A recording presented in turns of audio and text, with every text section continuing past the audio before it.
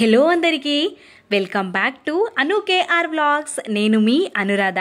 ఈ రోజటి రెసిపీ వచ్చేసి జొన్న పిండితో ఉత్తప్పం రెసిపీని చూపించబోతున్నాను. ఇది చాలా హెల్తీ రెసిపీ కాబట్టి తప్పకుండా ట్రై చేయండి.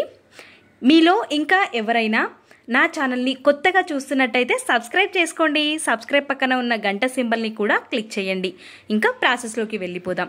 ముందుగా ఒక గిన్నెని పెట్టేసుకొని అందులోకి 1 కప్పు వరకు జొన్న పిండిని యాడ్ చేసుకోవాలి. 1/2 కప్పు వరకు బొంబాయి రవ్వ, సూజీ అంటూ ఉంటారు కదా, దాన్ని 1/2 కప్పు వరకు తీసుకోవాలి. 1/2 కప్పు వరకు పెరుగుని కూడా తీసుకోవాలి. 1 కప్పు వరకు వాటర్ని యాడ్ చేసుకోవాలి. ఇవి అన్నీ కలిసే వరకు విస్కర్తో సాఫ్ట్గా అయ్యేంత వరకు కలుపుకొని తీసుకోవాలి. నేను ఇక్కడ తీసుకున్న జొన్న పిండి అనేది మిల్లులో పట్టించిన జొన్న పిండి. మీరు ప్యాకెట్ పిండినైనా సరే తీసుకోవచ్చు. మనం మిల్లులో పట్టించిన పిండినైనా కానీ ప్యాకెట్ పిండినైనా సరే తీసుకుంటే ముందుగా పిండిని జల్లించుకొని తీసుకోవాలి. జల్లించుకొని తీసుకోవడం వల్ల మనం చేసుకునే ఉత్తప్పం అనేది సాఫ్ట్గా వస్తుంది. కాబట్టి పిండిని ముందుగా జల్లించుకొని తీసుకోవాలి.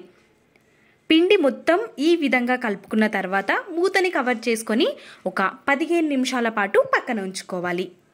15 నిమిషాల తర్వాత మూతని ఓపెన్ చేసి చూసుకుంటే పిండి అనేది కాస్త చిక్కబడుతుంది. ఈ విధంగా చిక్కబడిన పిండిలోకి మనం ఏ కప్పుతో అయితే వాటర్ తీసుకున్నామో అదే కప్పుతో 1/2 కప్పు వరకు వాటర్ని యాడ్ చేసుకోవాలి. ఇంతకంటే ఎక్కువ మనకి వాటర్ పట్టదు ఇందులోకి. కాబట్టి చూసుకొని కన్సిస్టెన్సీ అనేది ఈ విధంగా ఉండాలి. మరీ లూజ్గా అయిపోయినట్టయితే ఇంకొక 2 టేబుల్ స్పూన్స్ వరకు రవ్వని యాడ్ చేసుకోవచ్చు. ఈ విధంగా పిండి ఉన్నప్పుడు ఇందులోకి మనం కట్ చేసి పెట్టుకున్న ఉల్లిపాయ ముక్కలు, క్యారెట్ తురుము, పచ్చిమిర్చి ముక్కలు, అల్లంని వెల్లుల్లిని వీలైనంత సన్నగా తరుక్కొని తీసుకోవాలి. ఒక రెడ్ కలర్ టమాటోని కూడా కట్ చేసుకొని తీసుకున్నాను. కరివేపాకు, కొత్తిమీరని కూడా తరుక్కొని తీసుకోవాలి.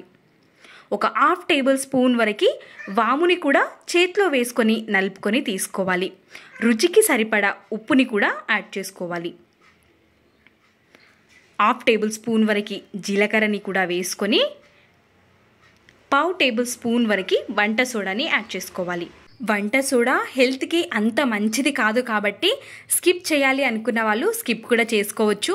మనం వంట సోడా వేయడం వల్ల ఓన్లీ ప్లఫీగా వస్తాయి అంతే, పెద్ద నష్టమేమీ ఉండదు. కాబట్టి మనం వంట సోడాని కూడా ఇష్టం ఉంటే వేసుకోండి, లేదంటే లేదు. పిండిని ఈ విధంగా కలుపుకోవాలి.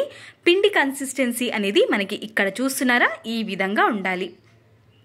ఇప్పుడు మనం ప్యాన్ పెట్టేసుకొని ప్యాన్ పైకి ఒక డ్రాప్ మాత్రమే ఆయిల్ని వేసుకొని టిష్యూతో తూడ్చేసుకోవాలి.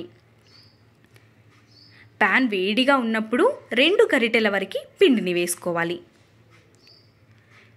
మరీ పల్చగా కాకుండా కొంచెం మందంగానే ఉండే విధంగా వేసుకొని మూతని కవర్ చేసుకొని కొంచెం వేగిన తర్వాత మూతని ఓపెన్ చేసి 1 స్పూన్ వరకు అంచుల వెంట 1 స్పూన్ వరకు ఆయిల్ని వేసుకోవాలి. మరి ఎక్కువగా ఆయిల్ని వేయాల్సిన అవసరం లేదు. 1 స్పూన్ నుండి 1.5 స్పూన్స్ వేస్తే సరిపోతుంది. ఈ విధంగా కాల్ చేసుకొని 2 సైడ్స్ కూడా మంచిగా కాల్ చేసుకోవాలి. మీడియం టు లో ఫ్లేమ్ పైన మాత్రమే వీటిని కాల్చుకోవాలి. జొన్న పిండి వేగడానికి టైం పడుతుంది కాబట్టి నెమ్మదిగా కాల్చుకుంటే మంచిది. ఈ విధంగా నేను చెప్పిన ఈ కొలతలతో మీరు చేసుకున్నారంటే పర్ఫెక్ట్గా వస్తాయి. కలర్ కూడా ఎంత బాగా వచ్చిందో. మీకు ఈ చట్నీ రెసిపీ కావాలి అంటే నేను వీడియో కింద డిస్క్రిప్షన్లో లింక్ ఇస్తాను, ఒక్కసారి చూసేయండి. చట్నీ కూడా చాలా టేస్టీగా ఉంటుంది. నేను కొబ్బరితో పాటు పల్లీని మిక్స్ చేసి చట్నీ చేశాను. చూసారా కలర్ కూడా ఎంత బాగా వచ్చిందో. దోశకి ఇంకా సర్వ్ చేసుకోవడమే. పిల్లలు కూడా చాలా ఇష్టంగా తింటారు. తప్పకుండా ట్రై చేయండి. మీకు ఎలా కుదిరిందో ఈ రెసిపీ, మీ వాల్యుబుల్ ఫీడ్బ్యాక్ని కమెంట్ సెక్షన్లో తెలియచేయండి. Thanks for watching.